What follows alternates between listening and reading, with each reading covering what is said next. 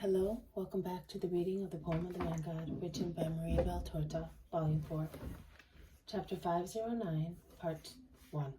At Nob, Judas of Kerioth lies. 11th October 1946. Jesus is at Nob, and he must have been there only for a short time, as he is organizing himself, dividing the 12 apostles into 3 groups of 4 persons each, to distribute them in houses. He keeps Peter, John, Judas Iscariot, and Simon Zealot with himself, while James of Zebedee is the head of the group consisting of Matthew, Judas of Alphaeus, and Philip, and Bartholomew is put at the head of the 3rd group, with James of Alphaeus and Andrew and Thomas subjected to him. After supper, you will go where you have been offered hospitality, and you will come back here in the morning, and I will tell you what you have to do. We shall be all together at meal times. Remember what I have told you many times, that you must preach my doctrine also through your way of living together with one another and with those who receive you in their houses. So be sober, patient, honest in speaking, acting, in looking, so that justice may issue from you like a perfume. You know how the eyes of the world are always watching us, to slander us or to study us, and also out of veneration.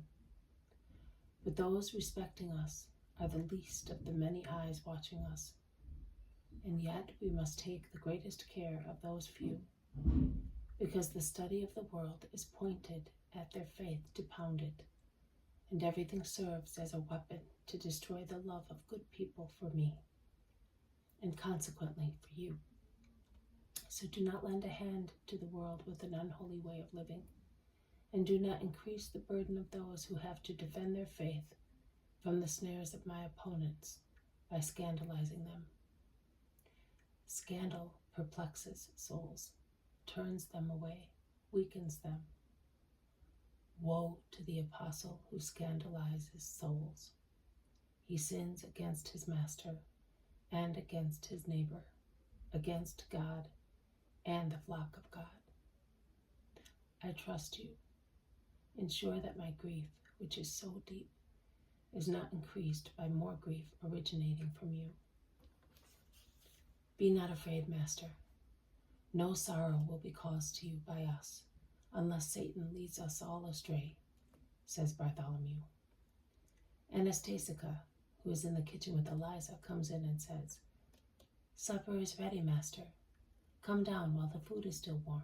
You will refresh yourself. Let us go.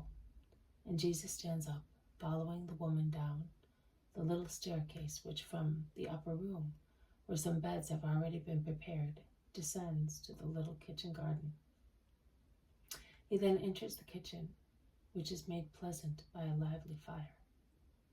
Old John is near the fireside with Eliza, who is busy with the food, and turns round to look with a maternal smile at Jesus coming in. She then hastens to pour into a large tureen the wheat or barley cooked in milk, which I already saw Mary of Alphaeus serve at Nazareth before the departure of John and Syntyche.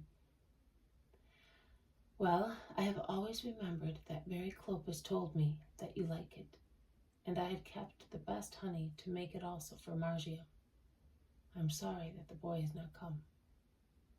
Nike kept him with Isaac, as they are leaving tomorrow at dawn, and she is taking advantage of the wagon as far as Jericho to fulfill the mission of which you are aware. Which mission, Master? Asks the Iscariot with interest. A very womanly mission, to bring up an infant. But the infant does not need milk, but faith, because he is an infant in spirit. But a woman is always a mother, and she knows how to do such things. And once she has understood, she is as good as a man, with the power of her maternal kindness over and above. How kind you are to us, Master, says Eliza, looking at Jesus so lovingly, as if she were caressing him. I am truthful, Eliza, We people of Israel, we are not the only ones, are accustomed to look at and consider woman an inferior being. No.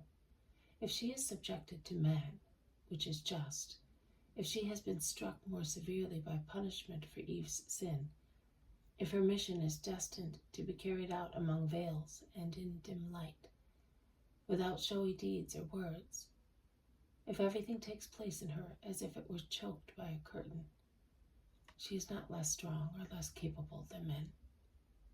Even without remembering the great women of Israel, I tell you that there is great strength in the heart of a woman.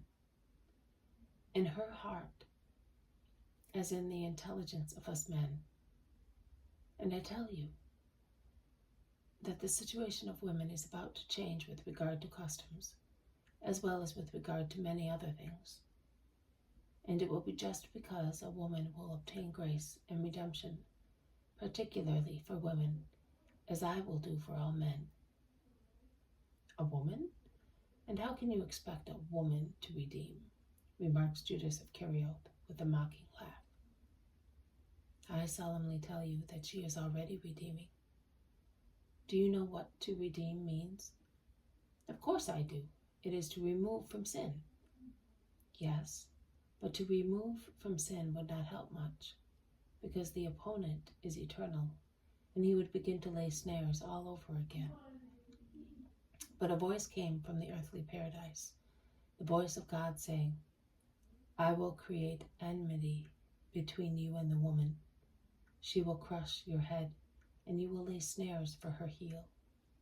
Nothing but snares, because the woman she has in herself what defeats the enemy. So she has been redeeming since she existed, an active, although concealed, redemption. But she will soon come out in the presence of the world, and women will be fortified in her. That you redeem, all right, but a woman who can, I cannot accept it, Master. Do you not remember Tobit, his hymn? Yes, but it deals with Jerusalem. Has Jerusalem any longer a tabernacle in which is God? Can God from his glory be present at the sins consumed within the walls of the temple? Another tabernacle was necessary, a holy one, to be a star leading errant people back to the Most High.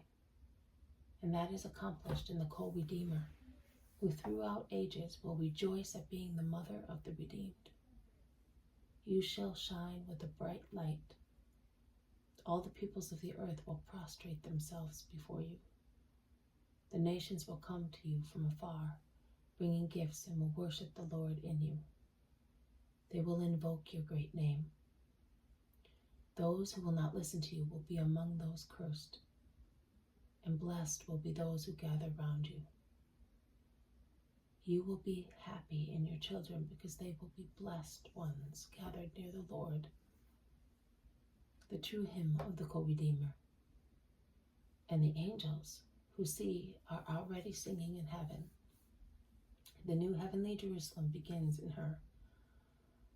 Oh yes, that is the truth. And the world is unaware of her, and the dull-minded rabbis of Israel do not know her. Jesus is engrossed in his thoughts. But who is he speaking of? The Iscariot asks Philip, who is beside him. Before the latter replies, Eliza, who is putting some cheese and black olives on the table, says rather harshly, he is speaking of his mother. Don't you understand that?